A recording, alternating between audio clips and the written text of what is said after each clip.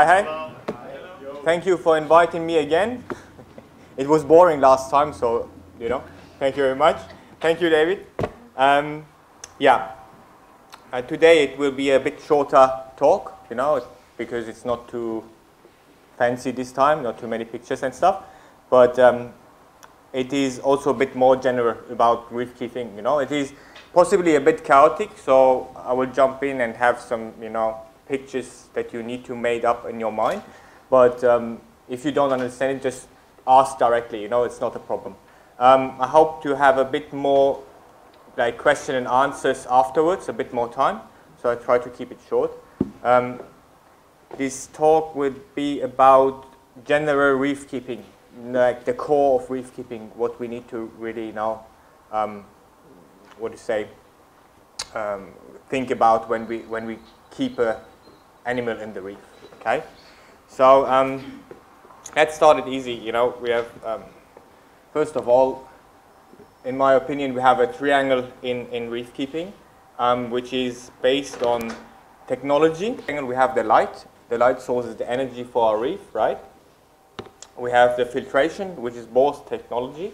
We need to split them up because, they're doing different things. And in the environment of a reef, we also have the chemistry.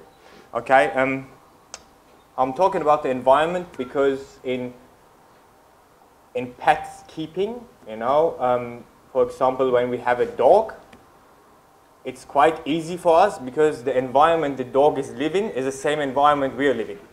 So we don't need to care about his air, his breathing, or whatever. We just feed him and he should be happy if he not overfeed it. But yeah, I need to tell this to my mom. But in reef keeping, the difficulty is that the environment is very, very different to what normally we used to know. So it's three-dimensional. So even in a garden, the environment for a plant is not, it's two-dimensional. It's just the ground. You put some, nutrients in, and the plant is growing. But in here, because of the liquid, it's even three-dimensional. So we have a lot of problems that we need to come up with. And this triangle simply is what keeps the biology inside, inside the range.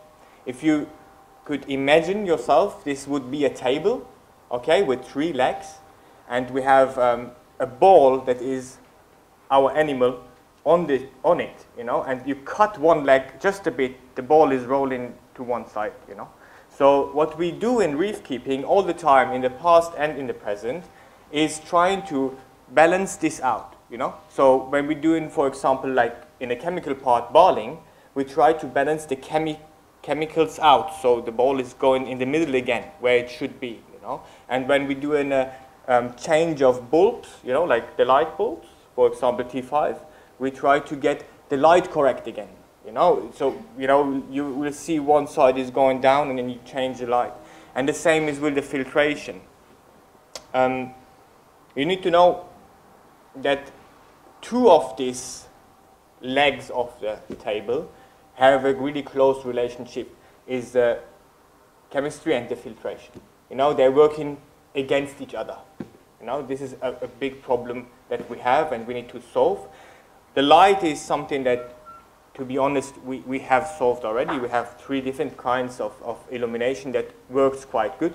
And even some people work with sunlight and it's working good. Waikiki Aquarium, for example, they're working with it. So one of these are nearly solved, okay?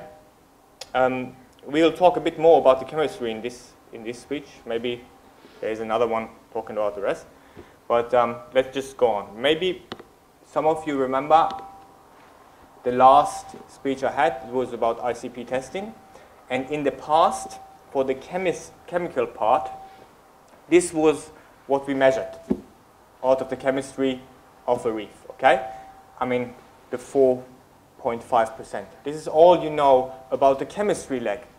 And this was really hard for us to keep up with, right? Because, I mean, you have so many things that you don't know. So how will you balance this back out, This was a big problem, much bigger than a filtration, because filtration, like 7 years ago, people came up with a lot of things like biopellets, you know. There was a lot of new developments in this case. And also for light, it was so old. I mean, metal halide is working very good for SPS corals for a reef tank. So we don't have problems there, but the biggest problem we had was the chemistry, and because we have so less knowledge, you know. This is also from the lab testing last time, so I just copied it out, but this is what we can measure now. You know? Knowing this, we're going back to the same thing again, is if you think about it, as much more points we can control better, as much the biological part will work for its own. Okay, so this is what we try to do. What we try to do in reef keeping is always control over the things. So some people, for example, you know, they have their watch and put like 8 months in there, and when the lights is 8 months old, they go and change it. You know? They don't wait till the coral start stripping or something. You know, and some people really care about like nitrate, phosphate, and everything, and test it every day and stuff like that. And other people try to put like, you know, trace element, things like that into the water to get the water chemistry correct. What you need to do, what you need to know is that the human, or we think about reef keeping and corals a bit like gardening. And in my opinion, this is wrong. You know, this is much more complex than a garden. And people do gardening long time. And they used to, you know, put something in the soil, and a white flower is getting blue. It's easy, you know, you can just put a bit of iron in there and it's getting blue or something. They do it, but we know a lot about these plants, you know, in the garden. Mm-hmm. In reef keeping, we don't know. This is the reality. We don't know. We may not overestimate that, okay? So what we should do, in my opinion, is trying to keep them as natural as possible. And then from there, in future, you know, we can maybe go on and try to make better conditions for them in this triangle, you know. But for now, I think it's a mistake to do it because we know not enough, you know. Let's talk about the chemical part of seawater. So chemically, seawater is just water with some salts, okay, with some elements. And there are a different amounts. I mean, you know that all, I think. Let's talk about the macroelements. The macroelements are the main part. You know, what are they? You have like chloride, bromide, fluoride, sulfate, and sodium, calcium, magnesium, potassium, strontium, and boron. And lithium, in my opinion, lithium is no trace element. It is a macro. You know, we can fight about that if you want, you know, but you will lose, you know. No, it's because, you know, when we measure things in aquaristic, we measure it in milligram per liter in white, you know. So, I mean, you know that gold is really heavy and lithium is very light white. So what you have in lithium is it's just ppb amount, so like microgram per liter, but the amount of atoms is it's a lot. So there are a lot of atoms in reality in the water of lithium. So this is why I'm counting it to the macro elements. You don't need to if you don't want, you know. This is the matrix of seawater. So everything else, like the trace elements and stuff, is so less that it's not really influencing. It's very, very fluctuative. But this is always the same, nearly, you know? And the amounts are always the same. So when the salinity is going down, everything is going down. And when salinity is going up, everything is going up with it. To look at what was the difficulty in the past with reef keeping is when you look at what we measure out of the macro elements. Normally, we measure these two elements. Okay? Out of, when we take away the lithium, 10. That means we measure 20% of the macro elements of seawater. And this makes it really difficult to keep the rest stable. You know? You don't know about the rest. And this is a really big problem. It was a really big problem. Now it's getting better. And 20%, you know, it's just too less. What do macroelements do? The main thing they do it's the environment of the animal. So when you think about us, the environment is, I don't know, 20% oxygen, you know, the rest nitrogen in the air. When you would think about going up the Mount Everest directly, you would die. It is the same composition. It's just, it is like you would lower the salinity of your tank really fast. It's not a good idea, you know. And it's just the same composition, and still it's very harmful. When you think about your animals, then, you know, in a reef tank, you sometimes have magnesium of 1,900, you have a boron of 0, you know, and you don't know that, you know, and these things are not really harmful for all our animals, but for some of them, it's getting really critical, you know. We don't know that, there is no knowledge about it, so we should try to keep it like in seawater. Sorry, this way. So one more thing is, all your tests, all the chemical tests you have at home are made for the matrix of seawater. That means they are tested in a special matrix.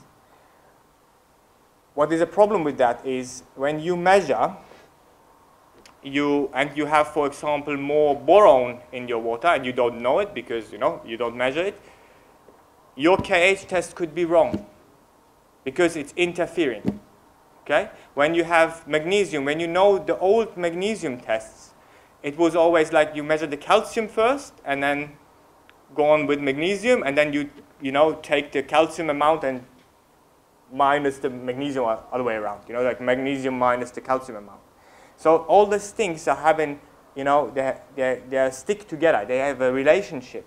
And when you do a test like that, when you do a droplet test and stuff, it's possible that you have influence out of other macroelements and you don't know it if they are not in range of seawater. You know? These things make it better to have the matrix of seawater so you are able better to even test on your own. You know, people normally don't know these things, you know, pH and stuff. They are all included in this matrix. You know, the same counts for our machine. So when we have a really drifted away matrix, we cannot secure that the machine is accurate anymore. You know, it needs to be as close as possible to real seawater because we are calibrating the machine with seawater. You know, it's a really important thing for reef keeping husbandry. They are the core of seawater. Without the control of the macroelements, you need to say chemically that you are not able to say it's seawater. Just measuring magnesium and calcium, because I will leave in potassium and strontium out because the measurements are not good enough, you know.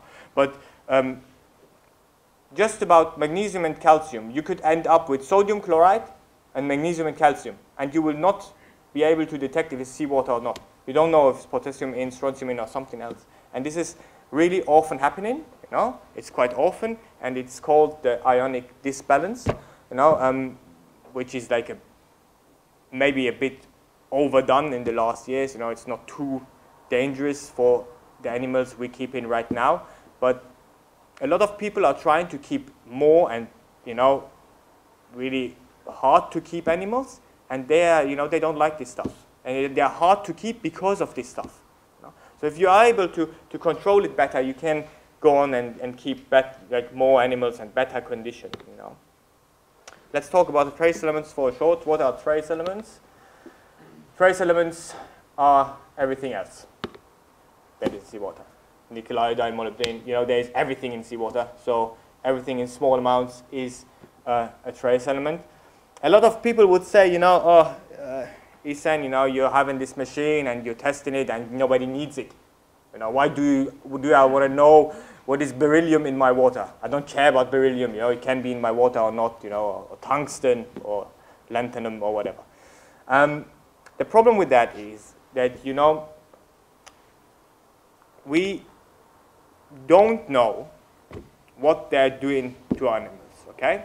And it's not meaning just because we don't know that they don't do anything. For example, one of the really important factors of seawater is a trace element. You know, phosphorus, that is phosphate, is a trace element. And everybody is scared of it. You know, it's, oh my God. And if it's a bit too much, all your corals are brown. You know, if it's a bit more, all your corals are dead. You know. This is real. So when we think about phosphate that is so old, and everybody knows it's really dramatically, it could be dramatic, why the rest of the elements should be, you know, just out of sight. That's not the true thing. Just because maybe our corals are reacting on phosphorus, maybe some of our snails are reacting on nickel, you know. And for now, we don't know this, but it is possible that you will find out in future. Yeah. In the past, it get ignored, and now, okay. So why should we do all this, right? I mean, it's a bit extreme, right? But we do it for avoiding negative effects, right? So silicates, cyanobacteria, you know, we have all these problems. All of us know it, you know. But it's possible that you go the step and try to keep the one leg of the table corrected again, a bit more than you used to do it. You will get rid of these bad effects. Because in seawater, I mean, I've been to Komodo and to Australia, to everywhere, and you found them also in seawater, sometimes, just a bit. They are always there, you know, but it's not like in our tanks where it's getting extreme. So there need to be a problem with our water that is causing them. Maybe with the light, maybe with the filtration. All the three things need to be thought of. But to be honest, when we have one of them sorted 100%, then it's easier to get the bore sawdust, you know, out of which one it is, you know, to find out which one it is. I have some more bad pictures, sorry. I know. Lemon has a nice pictures later, you know. Yeah, you know all this, you know, is RTN. The coral's stripping away. Nobody knows why. It's happening to everybody. You know, it's just like it's happened, I think, to Richard Ross this week. And it's just like, you know, nobody knows why and everybody's just giving up. I don't think we should do that. I think we should go the next steps, go for more research, listening to the hobbyists, you know. A lot of hobbyists doing more tests than a researcher is doing, you know. And I think there will be a way in future to get out of it. In the past, we just don't keep SPS. You know. That's not the way. I think it's not the way. Let's see some good pictures, you know. Also, we do it to reach new goals, you know, to keep more corals healthier. This is one of, you know, you maybe know this tank. This is my tank. Corals growing down, you know, aquapora colored. Yeah, it's a really filled up tank. And yeah, I think it's a good thing, you know, to see it this way, to be able to you know, do something and not just ignore the rest just because you think it's enough what you have, you know. Just go on the next step was always good in reef keeping, and we should keep it on like that, you know. Where does it leave us? Yeah, with the triangle. So, you know, when you think about filtration, light, and stuff, I told you the last thing that I want to tell to you is chemistry and filtration. A very important thing is that you don't, you know, separate these two. It's not going to work, you know. When you, for example, add iodine in your water and you have carbon in your tank, the carbon is taking your iodine. So, you know, you need to add more iodine if you have carbon at your tank. If you don't have carbon in your tank, so the filtration is different, you add iodine, you possibly don't need to add as much, you know. The same counts for a lot of other things that are going on. So what, for example, we do is not separating these things. And this is, in my opinion, the future for having a successful tank. There will be, for sure, there will be other companies coming with a similar, you know, approach. But if you have it holistic, and the light is something that just delivers energy, you know, you can really choose about lights, but somehow they are all related. But the filtration, the chemistry is a really important link. So when you're doing your own methods, when you're doing barling, when you're doing, you know, calcium reactor stuff, and you're doing it, always think about that you're taking stuff out with your filtration. You know, it's not going to work. It's not going to work if you just add the same thing that your neighbor is doing because he's having another filtration. You know, you need to think about that. And this is really helping a lot of people, you know, because they start to think, oh, yeah, you know, I'm having like zeolite on my tank and I'm doing vodka, you know, and my neighbor is running Triton or whatever, and he's not putting the same things in there, and it's not getting the same results, you know. So try to do it, and I think it will help you a lot. So I wanted to keep this short, so you're all bored. I know. I have a last thing that I promised you the last time to show you. This is our clam. And last year, you know, it went crazy. Possibly you can see all the eggs in the water. And this was just one time. And just to show you how it looks, you know. This video is, I think, not online yet. Yeah. It's looking like that. 1 meter clam, you know, and the small one also doing a bit, you know. Just to get it with it, you know. Now the tank was looking cloudy. I just done it to have a nice picture at the end, okay? Right. Okay, that's it. Let's start. Thank you. Thanks, guys. Thank you. So let's start the questions. I mean, should I do something with the... Leave it there? Okay, guys, so you can ask me whatever you want. You know, it's not need to be about the talk. I know you all, you know. I can manage it. Okay, perfect. Just wait with your answer until you get it back. Är det några frågor på svenska så får ni gärna ställa dem om ni känner sådär, så kan vi försöka översätta på våran svengelska, men ställa på engelska bara, det går lika bra det. Both in Swedish and English, it's just fine, and then we translate. Yeah, and it can be everything, you know, don't care. It's not like I'm here for just talking about that. Do I really need the mic? If I talk loud like this? Yeah, okay. Okay, perfect. When you do this triangle for biology, you have, I was wondering about flow. Is that in the filtration box, or isn't flow a part of this? Well, it is. It is more in the filtration, I would say, you know, because it's bringing your, you know, it's bringing the waste from the coral away, and, you know, the oxygen and stuff that is going out of the cells. You know, you cannot.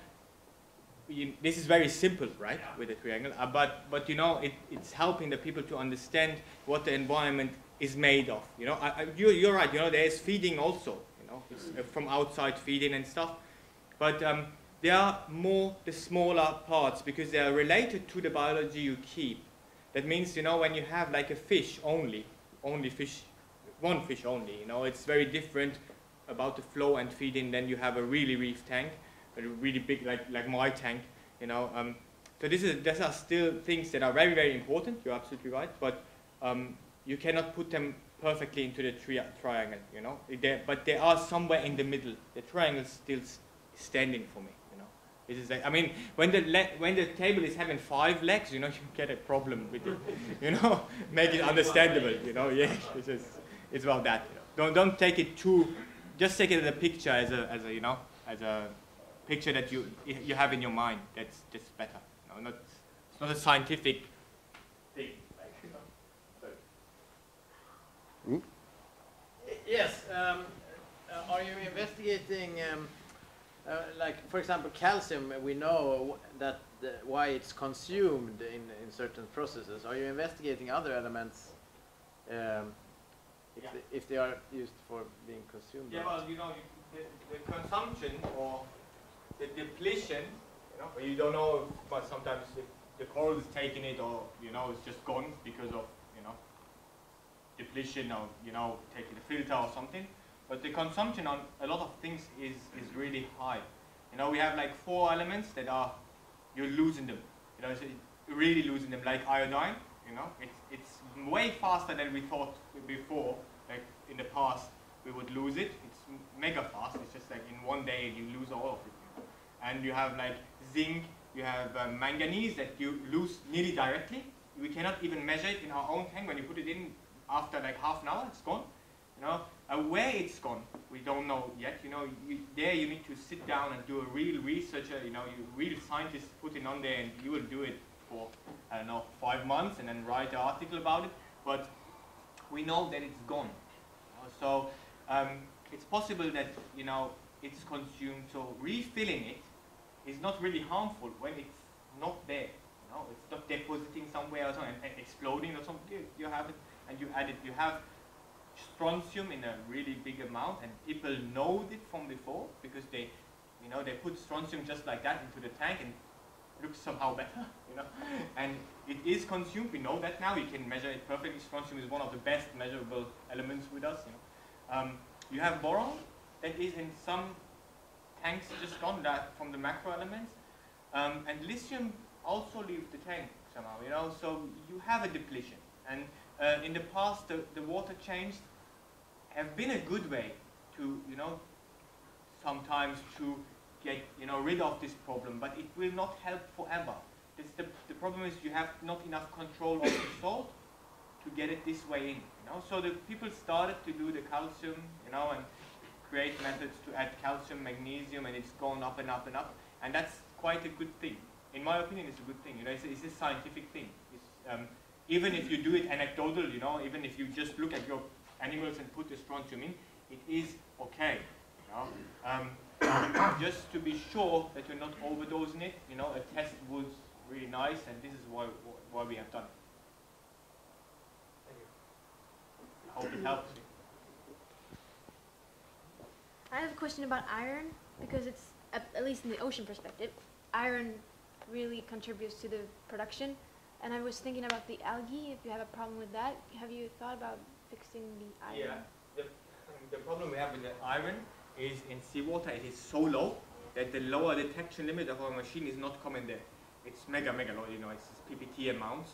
So you would need the mass spectrometer for that, which is too expensive. But, you know, a lot of people use iron a long time. Randy Holmes' father used it, I mean, since he's born. So the thing is, it's not harmful. You know, people dose it, and even we dose it. You know, we dose it with the main elements because it's good for the algae, for example. It's good also for, in my opinion, for a lot of other things. But the nice thing is you can detect the overdose, you know, and in an amount that it's not harmful. That means when you see the detection in my test, for example, you will know, oh, I've overdone it, you know, or my daughter has put it all in, you know, and you know something is wrong, and then you can do something against it. The iron is not as bad, you know, it will, I mean, it will precipitate really fast. If you have no complex build or something, it's just gone. And it will take also like minutes, you know. Okay. So normally we don't have problems with iron. So you can use it without any problem. Just put the chelata in and you said cyanobacteria was a thing that can occur with unbalance. Do you have any theory about why it comes? I would be rich if I would. You know, no. What I want to explain to you with the triangle is, you know, we have these problems, right? And we have them, and we don't know a lot of things about our aquarium. Okay. When we know these things about our aquarium, when we can adjust them, it's possible that you have a higher, you know, safety. You can avoid it better. You know, it's possible that, you know, when you have high phosphate, low nitrate, and you have zinc, that these things are coming. For example, when you have a lot of molybdenum, okay, this is what we found out, is that you tend more to cyanobacteria. It is like it is. We have, like, I think, 15,000 tests in the machine now, and, you know, when you look at who is having this problem and this problem, this is something that really, you know, we don't like to have a lot of molybdenum in the water. You know, why molybdenum is a really important thing. You know, 10 molybdenum, 10 ppb is a really nice thing. Molybdenum is a cofactor for enzymes, which is, you know, really important. You know, it's not, without it, it's not working. But, you know, normally people have enough in their tank, so it's not depleting really fast. And when you have too much, it could cause that, you know. But, you know, in my opinion, in my tank, we don't have any problem with it. You know, never. It's never coming up. I mean, I have cyanobacteria. When you search for it, you will maybe find a really small spot somewhere. But it's not coming up. So biologically, it is somehow in move, you know, in a correct move, in a cycle, that is even getting these problems away. It's something that is so often happening in reef aquariums, but very rare happening in the ocean, you know, except like, you know, Florida. They mess it up, the Americans. Or the Baltic Sea in Sweden. Yeah, as you know, I have a lot of questions, but I was thinking about a little bit about scale. That, you know, reef tanks are they're so different, and we're always striving to do things both as simple as possible. Yeah. So we we get less work and more enjoyment out of our hobby? And sort of where do you think like water changes are going in that perspective? I know you're a little bit against it, but do you think that water, like salt mixes, for example, will take this into consideration and test their salts better, or do new mixes with new trace element compositions to sort of... You know, a lot of them test with us, you know. Yeah. Yeah, they do it, you know, already. But the problem is, that we overestimate things. You know, we overestimate the testing. You know, like, you know, because we can test trace element, that don't mean we can test trace element in so low. You know, uranium is, you cannot test it. You know, so the thing is, the water change is the same. You know, the water change is the water change. It is limited. You know, it's limited to a lot of things. For example, to trace elements. You know, I'm working having a chemical company. You know, and I don't know how to put trace elements in salt. I don't know it. My father don't know it. You know, he's also a diploma chemist. So I don't know how it works. You know, I don't say it's not working at all because, you know, I don't know everything. But in my opinion, this is not the way to add trace elements to your tank, because it is just, you know, trace elements, the water change is like a sword, you know, and adding a single element is like a scalpel, you know. So if you have a problem, you know, you're not going with a sword. It's not the right thing, you know. I mean, you know, it's very bloody. This is the difference between the tools, you know. So in future, I think it's more the really small knife that is just doing what it should do, than the sword of, you know, water change. This is what I think about water change. I don't hate them. You know, it's only possible. Some things are only possible to get out with water change. But, you know, use them when you need them. This is the most important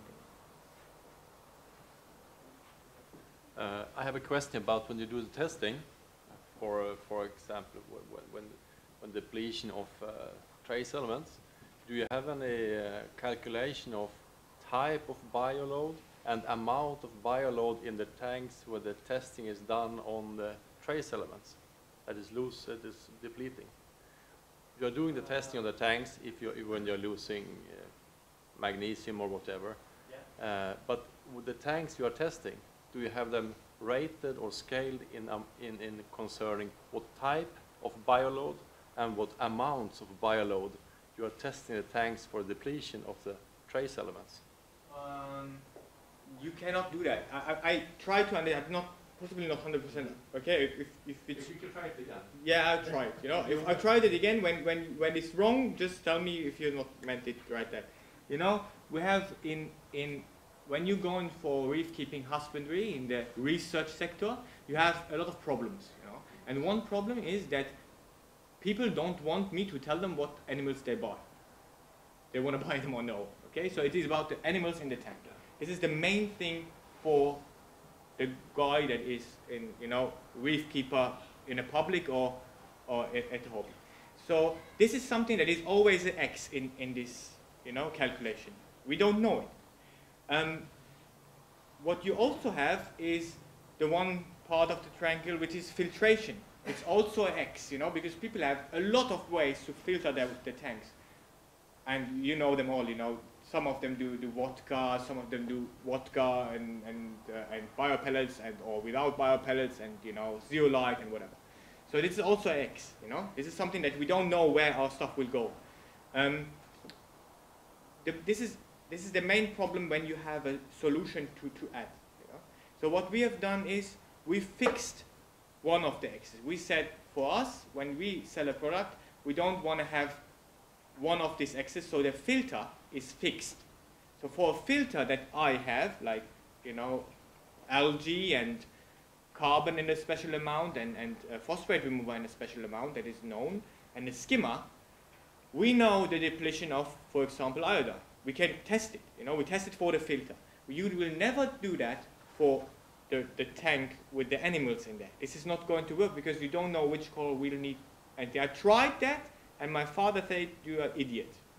You will never finish it, and not your son, and not the son of your son." You know, and he is right. You know, there are, you know, so many things that are happening in the sea, even like, horizontal evolution or whatever, we get really problems. The thing I was thinking about is if you've been doing 15,000, 25,000, 100,000 tests, and you have a kind of all the SPS tanks, soft coral tanks, and you have a scale in amount, then you get some plotting, and you can find a curve maybe in some kind of depletion of the trace elements. We have done this, and we're doing it still. It's very interesting. It's even, I've said this last time, it's different from country to country, because they have like crazy, now I can tell you that the Americans have really big problems with lithium, and it was from a magnesium chloride, we found it out, finished it, and now they're going down with the lithium. But the point to it is, we have done that, but I cannot tell you about it because this is my knowledge that I sell. So I will not plot it. I will not plot it yet. It is something that we base all the products on. When we put this out, there will be people that will just take this data, which is I'm living from information. This is what I do. So we have done this. Is a very intelligent thing. Even my father would say that. No worries. Have you ever tried just one single species in just one aquarium? No. We've been discussing it at the Maritime Aquarium. Would it be possible, you think, to just keep one coral species in one tank for a few weeks with no filtration? You know what? I think about another way to do it, and possibly, the problem is the capacity. Yeah. To do some experiment like that. I thought about doing it the other way around possible. You take a coral out of the sea, you frag it, and then you put it in a really good reef tank, or maybe even leave it in the sea somehow, and grow them, because genetically the same material. And when you grow them, you can cut a piece, of each grown coral, like 1 centimeter, the same amount of white, and then you bleach it a bit, and then you can put it through the machine. I would need another matrix, because it's not the same matrix, it's more calcium, but then you will see what is like it's taken in the sea and stuff. Starting like that would be possibly better, because the amount of traces are more concentrated in the skeleton than you would. You will leave out a lot of things, sadly, like the mucus and stuff. You will just lose it. There will nothing be there. But starting this way would be maybe a better way. And then you need to pay more money to do the other one. This will be difficult. Good idea. About the cyano, my thought is that you have always cyano in the aquarium, but they are like straws, small straws. You can see it if you look at the microscope, and you have it. There's no problem. But the problem is when they go together and form the match. And something, or a couple of things, must be the triggers for this match. I think the same. And you know what? In springtime, they all have them. And I blame the pollen. I blame everything is coming from outside. I really think that I will believe it, but I cannot tell it everybody because I'm not sure. So it's just like people ask me all the time. They send in me water. We have the best inside of water ever. We get like nearly 2 machines. It's broken, but it's still not sure. And as long as I'm not sure, I'm not giving this out. It's at this point the people respect us too much. And then just saying. I have a lot of theories. I can tell you. But I have two thinking. One was iron, and the other is ammonia. Because from I have been a lot of freshwater aquaristic in other when I was younger, and you're still young, but I have been younger. And ammonia is a known trigger for algae problems in the freshwater. So if you have variations in the ammonia in the NH4 and suddenly going up, then you get algae directly. any kind, I think also any kind of fluctuation is not good for the tank. You know, I've seen a lot of tanks with like high nitrates working really good. The colors are perfect, you know, but they're always the same amount, you know. And I think the fluctuation is a big deal, but we need to still find out. Don't know.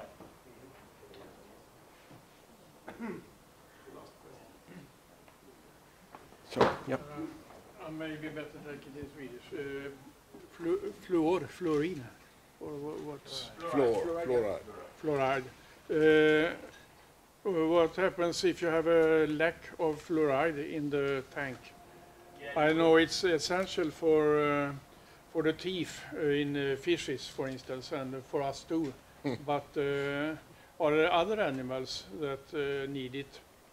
I haven't heard of corals needing it, or lack in a coral, the depletion. You mean fluoride? Only fluoride, yes. Yes. You know, fluoride we cannot measure with the ICP. It's impossible physically. We measure it with the HPLC, but you need to know that everybody that uses aluminium adsorber in his tank will have really low fluoride. Aluminium phosphate remover removes fluoride. So I have seen a lot of really nice reef tanks, even mine, you know, we have low fluoride, and it's not really happening something, you know. I'm not for this, you know. I like it to have the same amounts like in the sea, and to be honest, if it would work for me, I would put it in all the time, and I'm doing it, you know. I'm trying to keep it up. But it is one element out of all the rest. We can measure all the rest with one test, and the one fluoride not. So for a practical reef keeper, I wouldn't pay too much money just for this one element, you know. It is just another kind of thinking. For the perfect reef, I would always do it, you know. But you will fight my wife, you know, paying so much money for one. You were talking about too much lithium. Yeah. But too low lithium, does it matter? Yeah. It's not too good, you know. Lithium, you know, lithium is because it is really high atomic amount, you know. It's not too bad. It will never go on 0. I've never seen it on 0, but I've seen it on 100, and that's still okay. 100 ppb, microgram, okay. And it's going lower, you start getting strange problems. But it's so easy to replace it, and it's not depleting very fast. So you just need to maybe every 6 months put a bit of lithium in to get it online again, and that's fine, you know. The other way around, the high lithium is, you know, a lot of chemists, PhD chemists, are really afraid of it. I've not seen really big problems in America, but you need to say, you know, all of them, this is really anecdotal, you know. Some people really love the aquarium, and there is just the anemone in, and they say, oh, everything is good, you know, I don't have any problem with lithium. This is maybe not counting for full setup SPS tank, you know. The people not sending always pictures with the test, you know. So we don't know always, you know, what it's looking like. So this is also something you need to have in mind. I wouldn't let it go too high. Everything that is too high is more harmful than things that are too low. This is real. You know, things getting toxic when they are too high. Everything, you know, when you can die from everything. So not let them get too high. You said there were problems with low lithium. Can you give us some examples? Yeah, you know, when they call this, it is the same looking like when you have high barium. When you have high barium, it's the same look. It's a bit of, you know, aquapora would get pale. They get in a really bright brown color, and they're losing the rest of the color. It's really strange, and it's starting from the lower parts. You know, I don't have any picture of that, but maybe next time I can bring you some. It is something that people don't like to see. They always call me saying, something is wrong. The reef keeper is always saying, something is wrong with my corals. You know, their polyp extension is not too good and stuff like that. It is the same, but it's not need to be. It's not like a must, you know. So, but when it's happening, the lithium is too low, get lithium into the water. The same when the barium is too high, you get in this problem, get the barium out of the water. This is the thing that you normally see when it's only aquapora. Nothing else. Okay, there is a lot of questions, and we have limited time. But you will stick around and be in the aquarium and the backstage afterwards. No, of course not. So actually, I bit. But I reserved the last question for myself, and then the rest of you can. You were mentioning. I wouldn't accept that. No, but you were talking about the importance of doing research, and you also said that most of the research are actually done by the hobby aquarists. Yeah. And A lot. No? yeah, a lot. Yeah, and they have a lot of knowledge, and they do things, and they measure. But then you also mentioned it's often anecdotal. It doesn't come to the scientific literature. How could we get rid of that problem? How do we extract the information from the aquarists? You know, in my opinion, you're doing the exactly right thing. You know, in this room there are sitting hobbyists, and in the same room there are sitting a lot of scientists. You know, and this is the way it works. It's not about. It is about information. So in the rest of the world that the rest of the world would hate me now. It's not like that. You know, you don't have a public aquarium inviting people from the hobby and talking to each other, drinking coffee and stuff like that.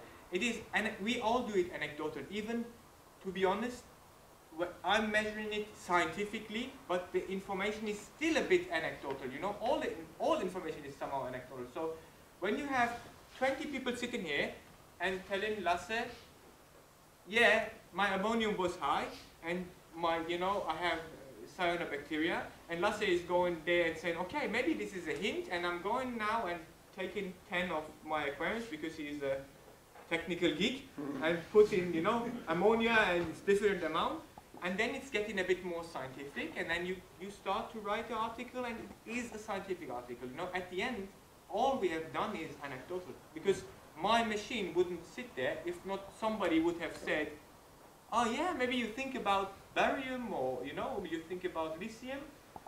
If not, why should I do it? It's you doing the right thing. In my opinion, this is the way to go. Yeah. So we actually think the same here at the Maritime Museum and Aquarium. Yeah, great. Thank you very much, Ehsan.